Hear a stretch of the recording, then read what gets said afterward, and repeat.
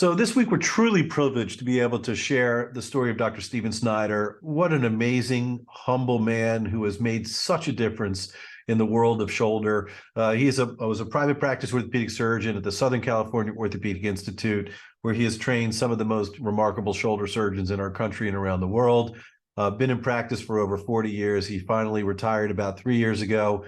But we share some remarkable stories about the clean slate of developing a new specialty, right? You have this camera, there are no instruments. How do you position the patient? How do you even do anything inside? You can look, but what can you do when you get there? And he tells his remarkable story of the education. And then we also talk about some shared personal stories. And then, of course, his time now as the chief medical officer of Pristine Surgical, which is a unique company now manufacturing a disposable arthroscope. So a truly iconic individual in orthopedics, humble, kind man. It is a privilege for us to be able to share this. I know you're going to love it. Hashtag follow the fro.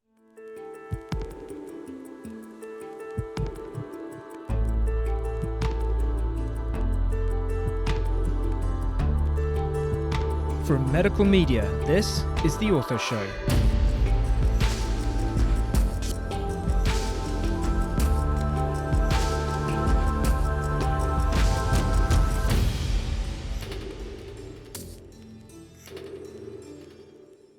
Hello, world. Dr. Scott Sigman, your favorite opioid-sparing orthopedic surgeon, here for another episode of the Ortho Show podcast, where everyone knows by now we bring you the best of the best in orthopedics.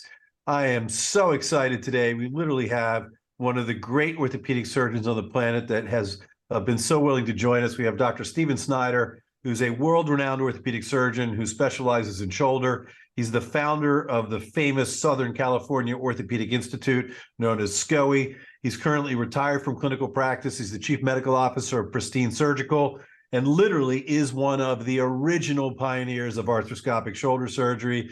Dr. Snyder, what a pleasure to have you on. Well, thank you, Scott. What a pleasure to be with you finally. Yeah, we've been done. It took us a couple of links, but we got it done, and Grace is here to save the day.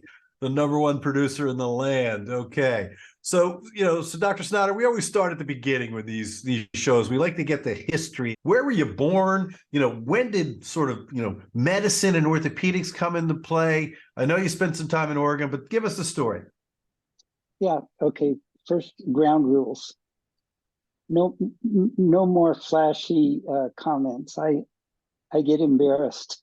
Okay, we'll keep it real for sure. Okay. No problem. Listen, Scott, I grew up kind of from a humble beginnings. I was born and raised in a place called Lewiston, Idaho. And if you know your Pacific Northwest history, that's where the Snake River and the Clearwater River come together and cross and go down to the Columbia. So the name Lewiston comes from Meriwether Lewis, right across the river from Clarkston, William Clark. So, we're steeped in that history. We have Indian reservation just down the street. The only real manufacturing in Lewiston is the pulp and paper mill, which I worked in for several summers growing up. And we have a lot of agriculture in that.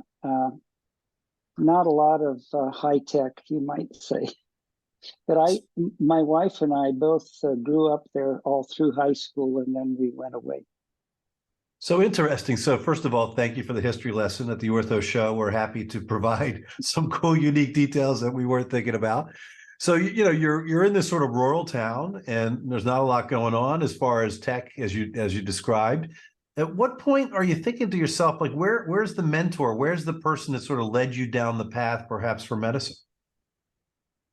Well, first of all, I'll say it wasn't through my family.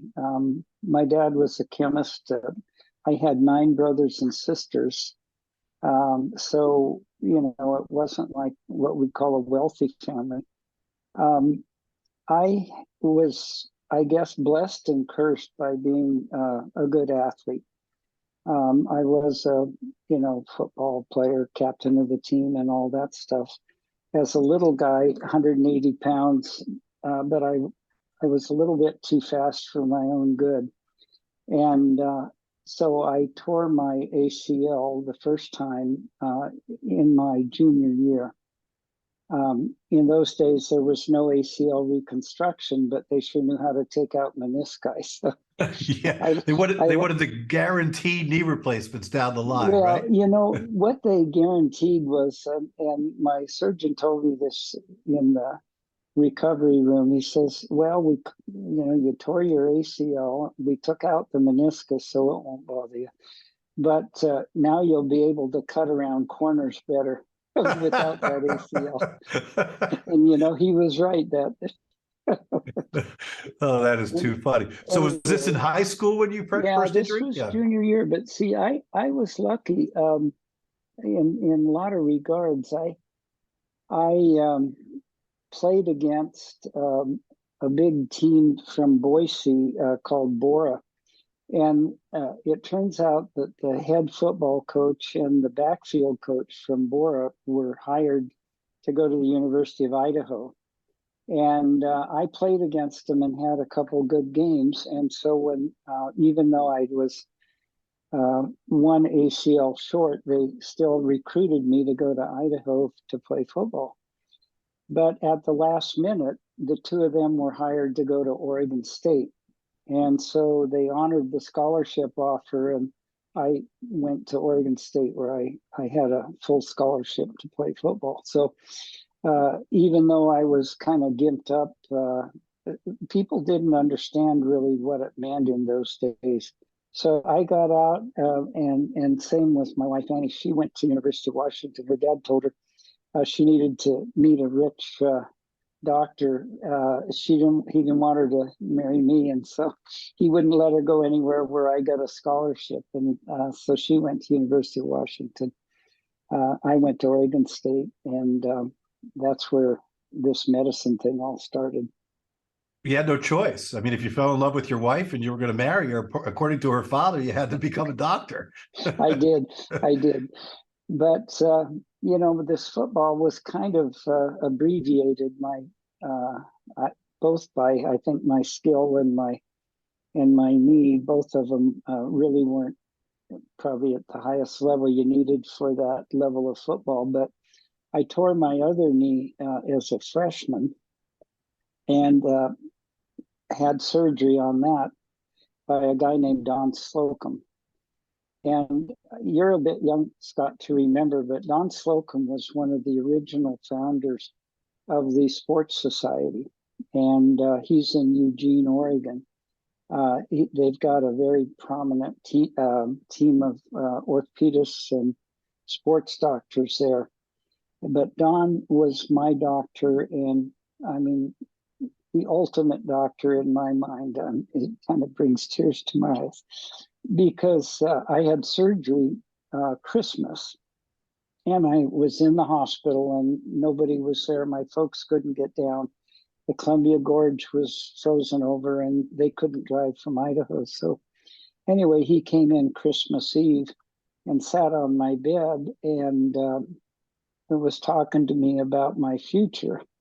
And he says, "Well, there wasn't anything we could do, and now both of your ACLs and 3 of your menisci are gone." He said, he says, "Are you smart?" And I said, "Well, I'm, high average." He says, "Great, you can be an orthopedist." And that was honestly, Scott, that was the very first time the idea of being a doctor ever entered my brain. I'd never even thought about it. I was going to be an engineer. I was going to be a football coach, all the things kids dream about, but never a doctor. I didn't have that person in my life to, to be my model or my mentor. And he was the one. Yeah, it's funny. It's a very common story, here on the Ortho Show. We hear it a lot, right? How did you decide about orthopedics? And more often than not, it's some sort of an orthopedic injury. And then they meet someone that was very special to them, and then the light bulb goes on. And first and foremost, I want to thank you, for calling me young. I don't get to hear that very often, so I appreciate that. But so, literally they take out 3 of your meniscus, you're down 2 ACLs. Your football career obviously is not looking too good at this point. but then the passion or the idea of this orthopedic surgery idea comes to mind, and so you go to University of Oregon for medical school. And was that destined right away, or was there a process there too? I don't know how it is with other guys who were on scholarships. I didn't take college too seriously the first year. I had a lot of practice, a lot of working out, a lot of stuff to do. So when I made the change, it was the end of my first year, and I changed to pre-med. I had to buckle down and get my grades back. And I wasn't bad. I was around a 3-point, but that wasn't going to get you anywhere. And so I ended up having to dedicate some time to studies, which I did, and I was successful. And as a result, I did get a few offers to medical schools, and but since I was now an in-state student in Oregon, I decided to stay in town, and that way, when Annie graduated, she had a year to go. Her dad sent her off to France for a year to get away from me. So Jesus, he was giving you a hard time. That just doesn't seem fair. He was giving me a tough time, but good for him. I think the guy I saw in high school, I wouldn't want my daughter to marry either. So, well, you turned out pretty good. I'm sure he's pretty happy now. That's for sure. We turned out to be best of friends, golfing buddies, fishing buddies, and but it took a medical degree to. That's so funny. So you get your medical degree, or you're working through, and while you're in medical school, based on your experience, were you pretty much set on orthopedics at that point, or did you still need a push or some other ideas? Yeah, I was set on orthopedics. I was by nature kind of a mechanic anyway. I found I was good fixing cars and building tree houses and all that stuff that we're known for, being orthopedic surgeons, and that was just my calling, as opposed to some of the gentler things that we could have done in medicine. So orthopedics was really the only thing that I was interested in. So it's interesting. We have a little bit of common ground, but it sounds like you went from there to USC for residency. Although the names, it's so funny. When you look back, over decades, the names of the institutions and the programs will change. But it looks like it was at USC that you did your residency? Well, that's true, but that didn't get me to California. Back in those days, we would do an independent internship often. And I went to a place called Harbor General. Don't confuse that with Harvard General. Harbor General. Okay. Which is a wonderful UCLA affiliated county hospital in Torrance, California. And I was lucky in that it was really the #1 hospital for applicants for internships from our hospital or from our medical school every year. And they would always take 2 people from Oregon, and I was lucky enough to be one of them. So I was thrilled to get out of Portland in the rain. My knees were starting to ache by that time, and get down to California. And that was my introduction to sunshine and happiness. So residency, though, at USC, and you stayed in LA at that point? Actually, again, I have to say no again. It was, I signed up for residency at a place called Orthopedic Hospital. It was started as a children's hospital, but then soon became a total joint general orthopedic hospital right in LA. But then soon after I joined there, after my first year, a new chairman came, a guy named Augustus Sarmiento. And he came from Florida. And when he did, he combined the USC program and the orthopedic hospital, Rancho Los Amigos, Good Sam Veterans Hospital. He combined them all into one program. So even though I was an orthopedic hospital resident, I finished my residency with 2 years at the county USC, and I thought that made a real nice balanced program. But I see Curlin Job in there in Yeah. 1980, so you spent some time there too. Oh, yeah. Well, see, I went in the Army. I was a real doctor. I like to say I was a general medical doctor, which is another name for a family doctor. And I was a captain, so I was the commander of a clinic, and had a lot of corpsmen and a lot of nurses working for me. And then I came back and then did the residency. So I had that 3 years. Now, the reason that was important was because a couple of my intern buddies, a guy named Jim Taboni, number one, had gone to Curlin Job, and another guy named Alan Richardson. So, and even Roger Larson, and so they gave me advice, and they also acted as good friends when I came back to LA. But the advice was, Steve, with your personality, you probably ought not go to UCLA.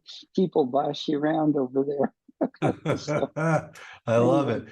Curlin Job, he was a junior partner by then, and he invited me to come over. They were short a fellow, and I had saved up 3 months of vacation time because my wife was in law school, and I couldn't really go anywhere. So I used those 3 months to do an externship at Curlin Job, and that was just a wonderful time.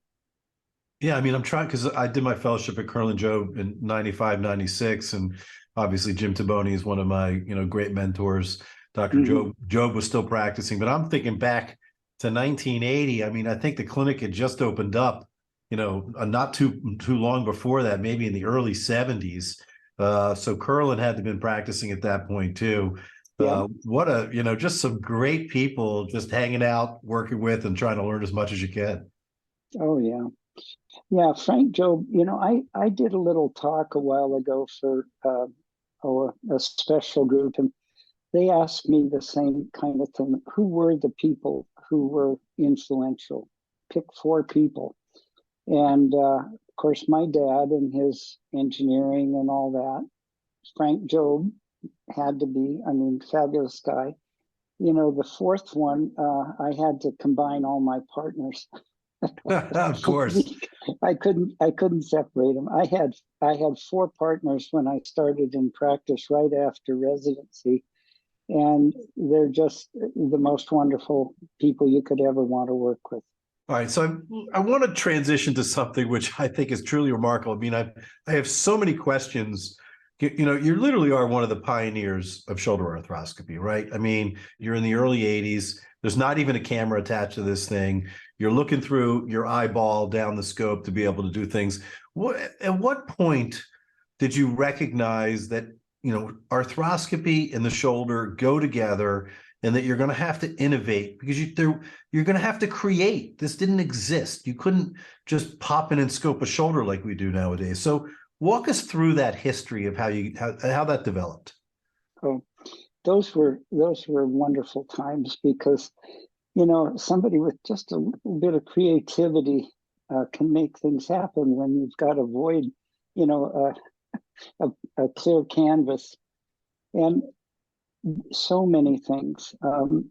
Luckily, because I spent the time with Frank Job, I learned how to operate on a shoulder with the patient on their side.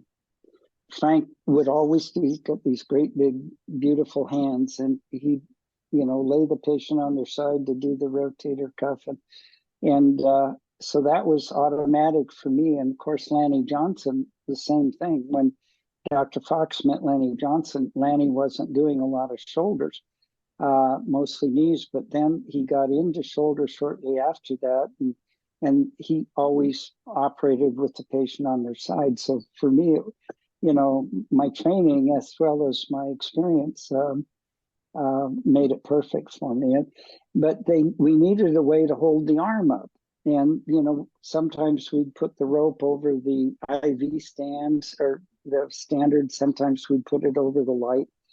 but I figured I was a little better than that. So I got a big ladder and I climbed up to the roof of the operating or the ceiling of the operating room, and I screwed an eye bolt into the ceiling, and I still have pictures of that. And that's how we suspended the arm. And then I made one of my first products. It's the arm holder from Arthrex. It's called a three-way arm holder. And that was just what you did. You just made something to work. And that goes through all of these things we did. I mean, we could see pathology. That guy was extremely creative. And we'd sit down together and talk about problems we were having, and then we'd just make something. And even up to suture anchors and shuttles and stitchers. And you remember the Caspary punch? What a great tool that was. We used that for years. And all the stuff with decompressions. Harvard Ellman was right down the street. And many of the guys listening won't know Harvard Ellman, but it's a real important name. Harvard was a real shoulder doctor. And by that, I mean a UCLA professor, but in private practice also. And but he was president of Shoulder and Elbow Society back in the days when they wouldn't let arthroscopists in. But Harvard became the halfway guy. He wanted to learn and did learn how to do arthroscopy so he could do subacromial decompression. And in fact, he came to my clinic and we spent wonderful time together making videos of his technique for doing decompressions. And till the day he died, he used those videos. So it's truly amazing. I mean, because we take it for granted now, all of the instrumentation. But I mean, I harken back to my days of training, you know, when I was in residency with John Richmond, and then the suture anchor, you know, first came out. And like you could put the scope on the shoulder and you could see a lot of cool stuff, but it's like you didn't have a lot of tools in your bag to be able to do things, right? And so it was mostly open surgery. Maybe you stuck the camera in to take a look and see what was going on. Then you put down the camera, and then everybody would open it up and they would do whatever they were going to do, rotator cuffs or instability repairs. But it was true, you know, pioneers that started developing the cannulas, the instrumentation, and then being able to transition to be able to do what is something that was only could be done open can then be done arthroscopic. And even in the earliest days in the 90s, we weren't doing rotator cuff repairs and instability repairs. They were all being done open. So you were sort of way ahead of the curve on that. Well, remember, I did have teachers, and I really need to give credit. One of my serendipity moments was early on, still in the 80s sometimes, let's just say around 85, I got invited to go to London to give a talk at their big orthopedic meeting. It's like their academy. And I gave a talk, and I had developed this system for doing a diagnostic arthroscopy. That's how unsophisticated. But being in the military, step 1, step 2, step 3, and there were 15 steps of anatomy that I'd identified in the shoulder that I thought everybody should look at every time.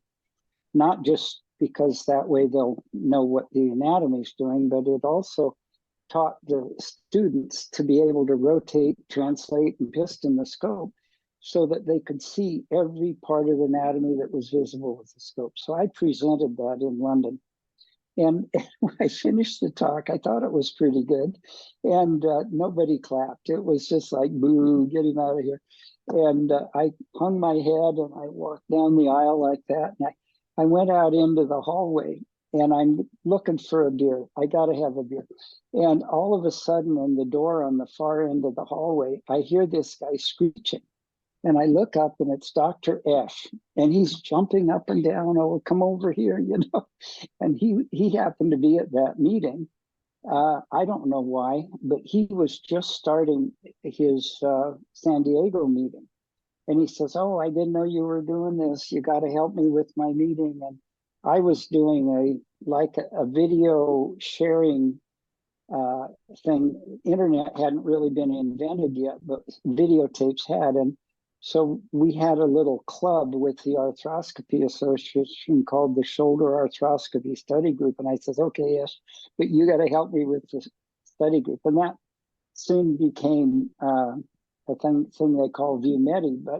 But we were sending these videos all around for people to view and comment. And then Esh started his meeting, and a true friendship started that crazy day in London. I mean, Rick Angelo tells a very similar story. It's one of the pivotal moments in his career when he was invited to, be able to give a talk at that course. So, it's just, again, I mean, it's just so profound. We take it for granted today, the amazing, sophisticated things that we can do, arthroscopically. Many of our residents and fellows are no longer even taught open surgery. It's become sort of something that's sort of an antique, but I just think it's so profound, the process and the time spent on that whiteboard that you talked about, that clean slate, to be able to generate an entirely new subspecialty within orthopedics. And you've been a mentor to so many great shoulder arthroscopy, the SCOE fellows, as we call them, who are spread across the country and the world, who have spent time with you. I want to share 3 sort of personal events that I share with you, some of which you may remember, some you may not, but I think they're really amazing stories. The first is you brought up ViewMedi, and I was so proud. I came up with some new arthroscopic suprapectoral biceps tenodesis procedure, right? And I posted it on ViewMedi, and I would look every day to see if anybody else had watched it. And then all of a sudden, this message pops up from Dr. Steven Snyder. Scott, I really like that technique. Well thought out, Steven. I was like, I called my mother immediately. I made it. Dr. Snyder's commented on my procedure. What an amazing thing. So that to me was a very special moment. For you, not so much, but really very special for me. There was another really special moment that you and I shared, which again, I'm not sure you're familiar, but Kotaro Yamakado, who is a Japanese orthopedic surgeon. One of the things that had always been this great controversy with rotator cuff repairs had always been the single row, the SCOE repair with a crimson duvet versus a double row transosseous equivalent, and which one was better, right? And for years, you guys went in your camp, and there were other people in the other camp, and your proteges and mentees would all sort of, go to bat for each other. And then this young man from Japan simply came up with a study, and he did a randomized controlled trial. He did your exact technique. He did the double row technique, and the results were equivalent.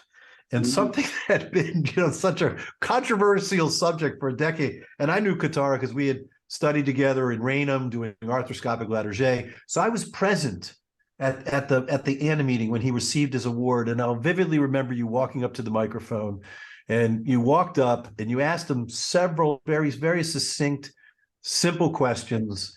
And then you said, well done, doctor. You sat down, and single row versus double row had been decided. That was it. So I'm not sure if you remember the moment. I think I do. I think I do. Yeah, no, it was really a special moment. And he was so proud, again, because I was waiting for him, because I knew that he was receiving the award, gave him a big hug afterwards. And he was just like, and Dr. Snyder said it was good, so it was like a great moment for him as well. Well, so another great story that I want to share, who I think is one of your dear friends and mentees, which is Donnie Buford, who's a dear friend of both of ours. And I'm, moving around, and I'm like in the late 90s, and I'm in my orthopedic residency, and I'm learning about all these anatomical things.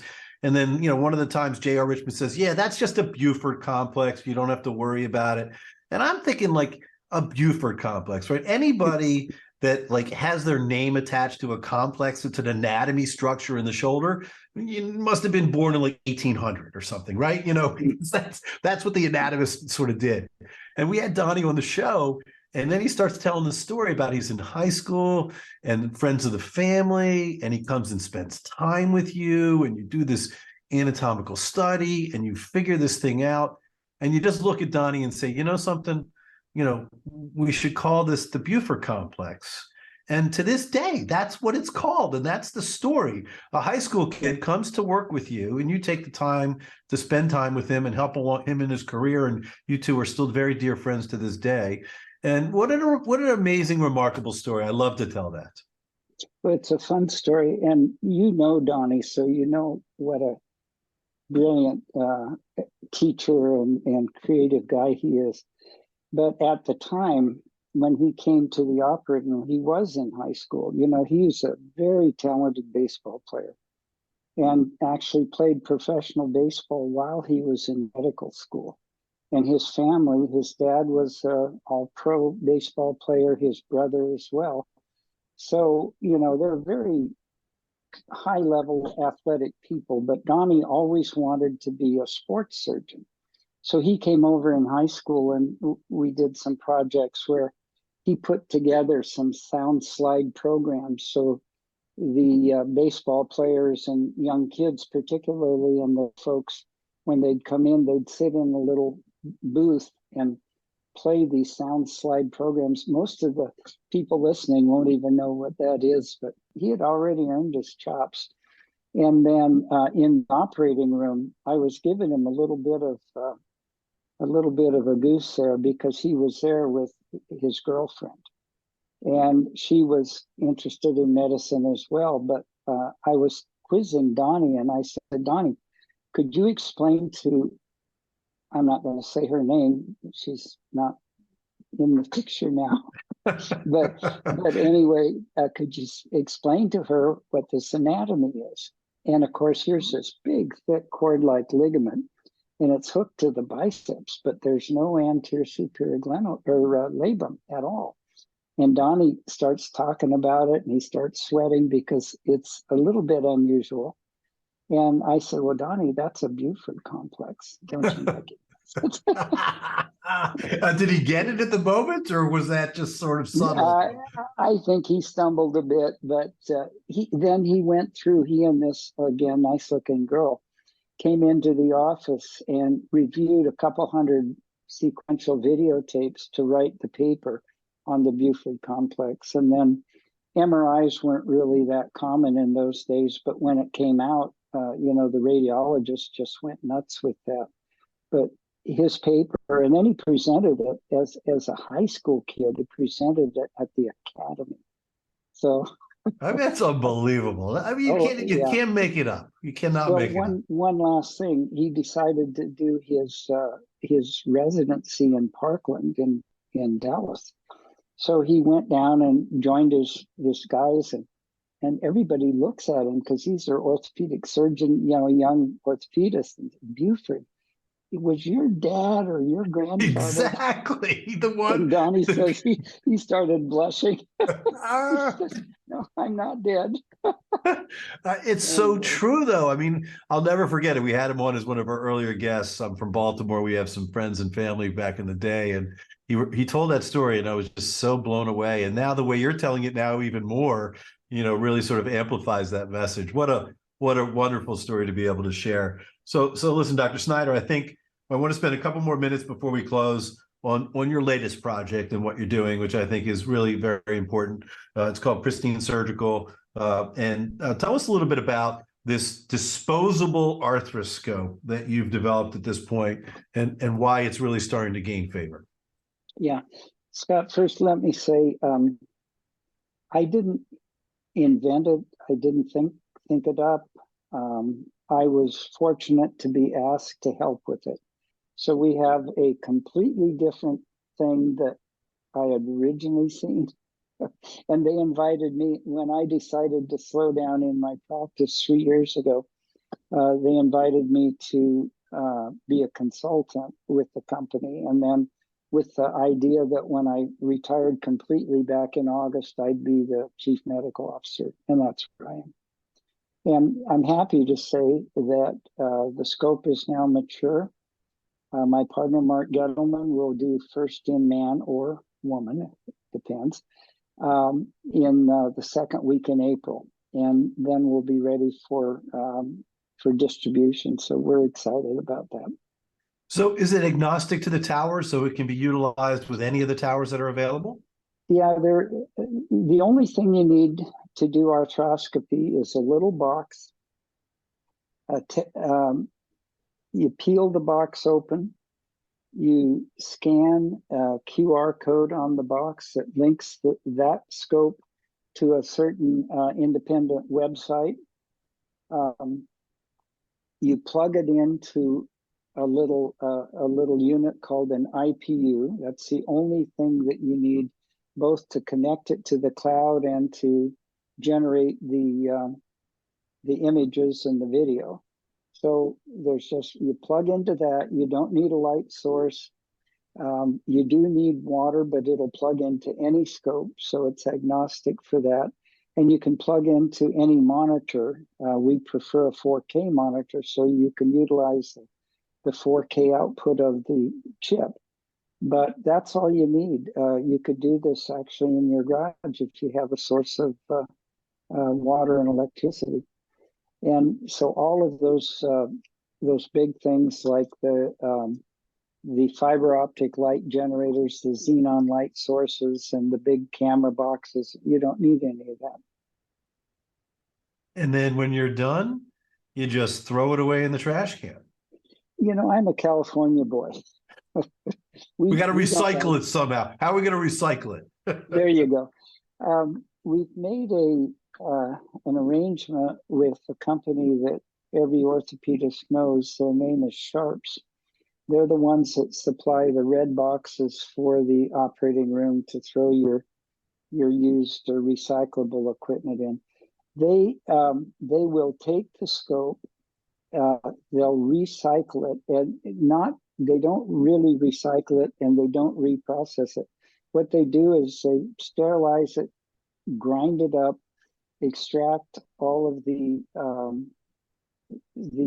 worthwhile metals, all the things from the chips and all that, and the usable plastic. They reclaim all that and then recycle it in a environmentally sound way. So a disposable arthroscope that you can peel, pack, and open gets plugged into a little box that goes up to the cloud, which can then be shown into any 4K monitor that's sitting in your garage if you want, or if you're in a surgery center. Mm-hmm. When you're done with the procedure, it will be efficiently disposed of, recycled, and reprocessed to get the materials out. Right. And there's no more sterilization, right? There's no more risk of potential infection by having bacteria stay on the scope that wasn't properly cleaned, for example. Could be one of the reasons for arthroscopic infections that we see. And it can really democratize the process of being able to perform arthroscopy anywhere in the world if you have the things that are required to do so. Pretty cool. So this type of technology, I think, is really long overdue to be able to be efficient. And I think it's a wonderful sort of full circle story for you in your orthopedic career, where you're starting, where you have to stick your eyeball onto the end of a scope to be able to look in with no cameras. And now, again, the cameras are replaced by a chip. And here you have this disposable arthroscope. It really is, quite remarkable. So, Dr. Snyder, as we're closing here, one word comes to mind as I think about our talk together and your history. That's humility. You've really made profound changes in the way we do things in the shoulder, and the time and energy that you put into that whiteboard, that clean slate to develop shoulder arthroscopy has influenced literally thousands of surgeons and then scores of thousands of patients beyond. So, I just want to thank you for your time and energy and an amazing career. It's been a pleasure talking to you today, and we're very fortunate to be able to share your story. Thanks, Scott, very much. It's been fun. No, it's my pleasure. What a great guest. This is Dr. Scott Sigman, #FollowTheFro, host of The Ortho Show. Till next time.